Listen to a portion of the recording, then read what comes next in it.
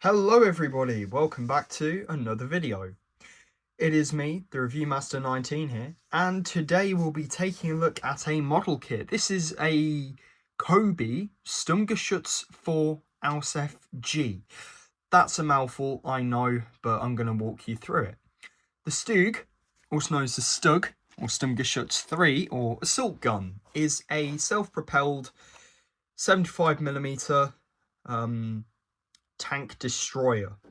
Similar to the Hetzer, these tank destroyers did not have turrets. They had what was called a mobile casing, where it would just be, you'd move left and right, and that was how you moved, and it'd be much more effective than a turret tank. So it's basically not a tank, it's a self-propelled gun. As you can see, we've got the armor here, and on the front of the Stug, the frontal armor would be thicker, while the sides would be quite weak, especially because you've got the tracks. Before I get into the model, the Stug 4, also known as the Stug 3, was modelled off of the Panzer IV chassis, and how I know that is by the road wheel assembly and arrangement. You've got your idler, sprocket, and I know it's the Panzer IV because of the engine arrangement as well, and we'll take a look at that. So the model I found on Brick Tanks, and I've been wanting this model for a while because of one feature. It's the first time I've got a COBI model that has camouflage. So enough about talking about the Stug 4. Let's move on over and let's have a look at the details, starting with the front. So, starting with the front, we're looking down the menacing 75mm cannon. We can see the printed light, and the Germans had them sort of slit lights because of reasons where, and they didn't want to get caught by aircraft and stuff. This is a muffler, I think. On the Stug 4 and on the Stug 4 only, it had a driver's hatch, and on the model it does open. You can fit a COBI fig in. And it has these two hatches, which was on the Panzer IV, and this was to store the crew's belongings and valuables. We've also got a nice little beam to protect the tracks, and this is actually a bit of a loose track. And we can see the shape of the Stug, and the tracks are the different sort of COBI tracks. They are the small linked ones, and the model moves really well. So, and you can't turn the tank, by the way. You can't turn it like many of the other COBI tanks, because if you do, the tracks will just break.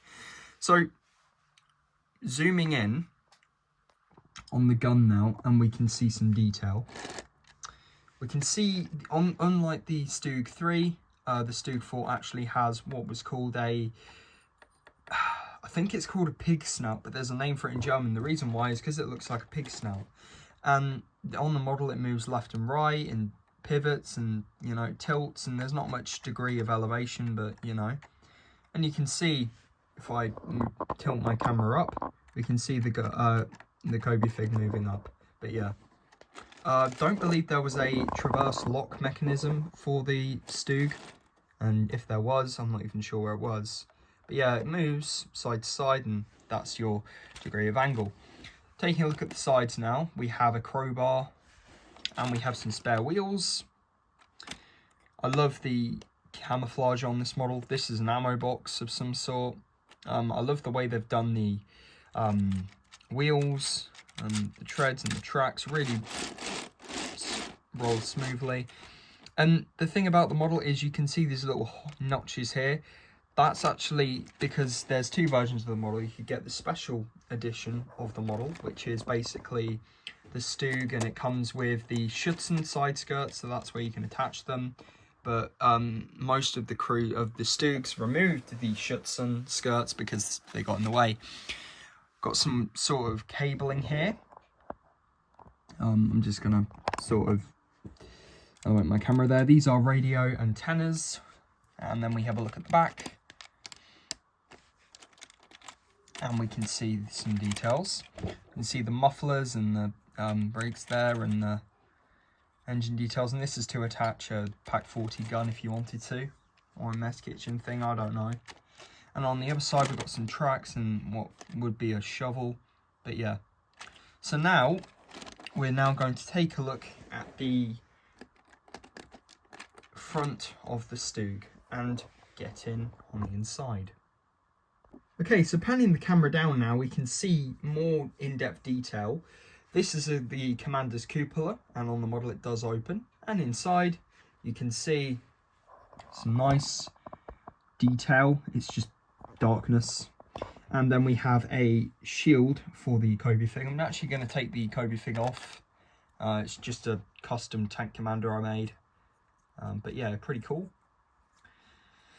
And here we have the detail of the armoured plating shield. So the shield could be folded down, and people get confused whether it's an MG34 or 42. There's no way that they could, but it's an MG34, which is the standard machine gun on all of the mounts. So the Stug was armed with a 75mm cannon, which was capable of taking most Allied tanks out, especially Shermans. Shermans.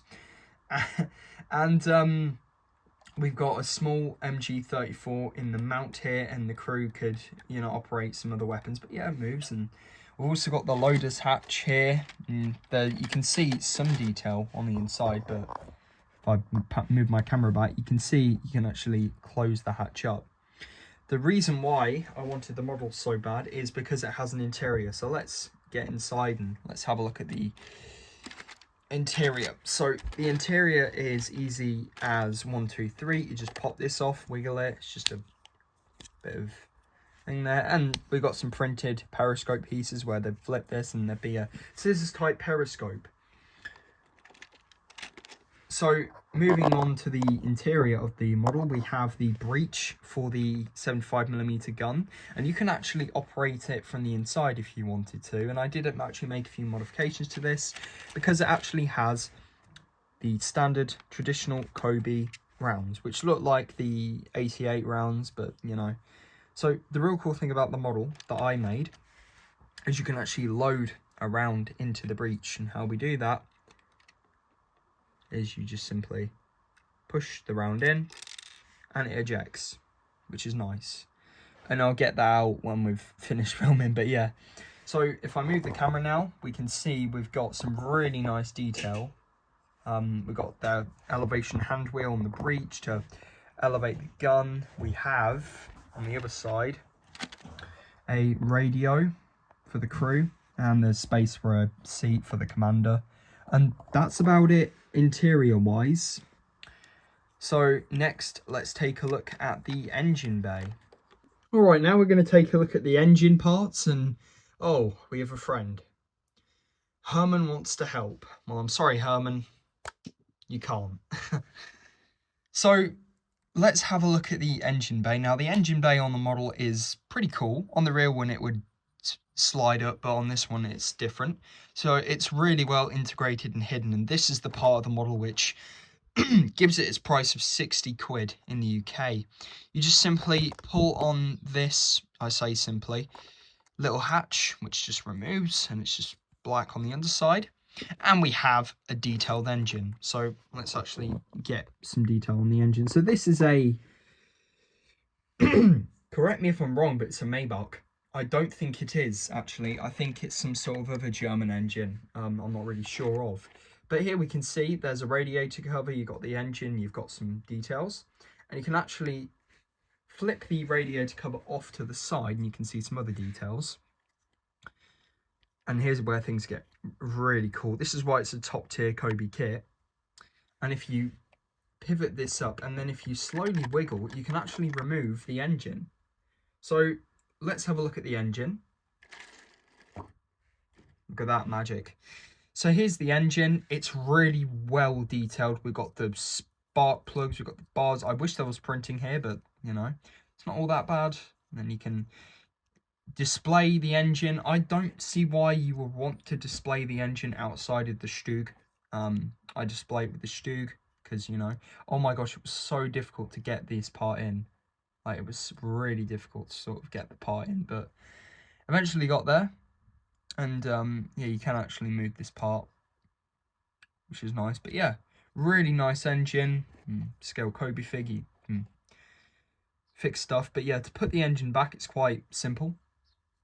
all you need to do is bring it back in. Got to sort of wiggle the engine a bit. You've got to sort of twist it, otherwise it won't go in. And then once you've twisted it,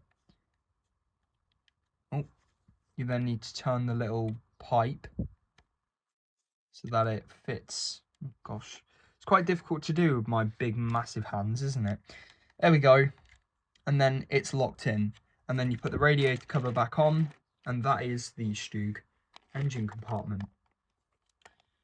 So the model itself is really, really cool. It's got a lot of cool features to it. The treads move really well. You can fit some COBI figs in there if you wanted to. I personally like to open up the loader's hatch and stick. Oh, we're going to call him Herman the German. I don't know why. We'll just call him Herman the German, but he can grip onto the... Oh, gosh. We'll go in. The MG34 quite well. And he looks very angry. He looks very angry indeed. But yeah, overall, a top tier COBI kit. Really nice detail. Accurate as well. Probably the smoothest model in my collection by COBI. Apart from that, guys, with all that being said, hope you enjoyed and take care. And I'll see you in the next one.